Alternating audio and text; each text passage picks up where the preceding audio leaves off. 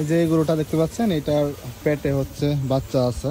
এটার 7-8 মাস চলে, এটার বাচ্চা আছে। আর ওই যে আগের যে গরুটা আছে, ওই যে ওইটার বাচ্চা হয়ে গেছে। ওইটার বাচ্চা ওই যে বয়স 3 মাসের মতো চলে। এই যে এই বাচ্চাটা, এটা পুরুষ বাচ্চা। ওর মাইনা, কেমন আছো তুমি? কিউট, খুবই সুন্দর। দেখেন, আদর করলে একদম শুয়ে পড়ে। এগুলো কত সুন্দর দেখেন। এগুলো দেশি জাতের গরু।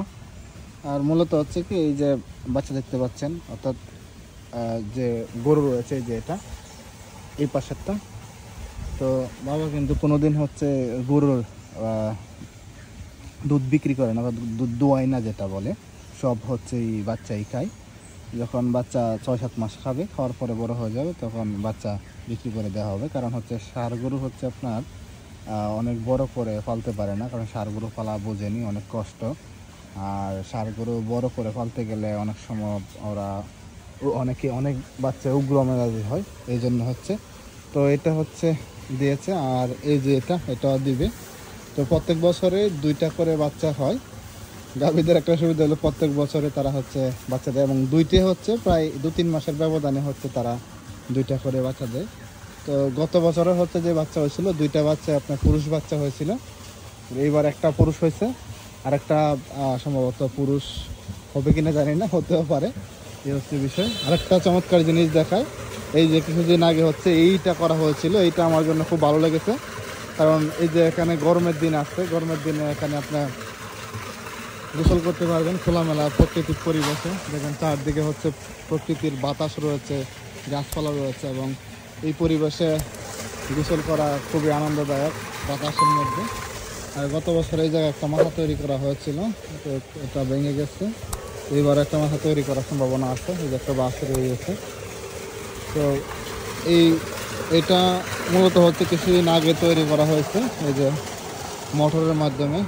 এই যে এখানে দাম টাম দিয়ে করে রাখছে, কারণ দেশের চুরের অবস্থা অনেক বেশি, চুরি হয়। এই হচ্ছে বিষয়। ওখানে প্রত্যেক দিনই আমি গোসল করি। তো এইবার আর একটা জিনিস আপনাদেরকে দেখাই, কাঁঠালের কথা যদি বলি, তাহলে কাঁঠাল কিন্তু তুলনামূলকভাবে অনেক কম হয়েছে, অনেক কম।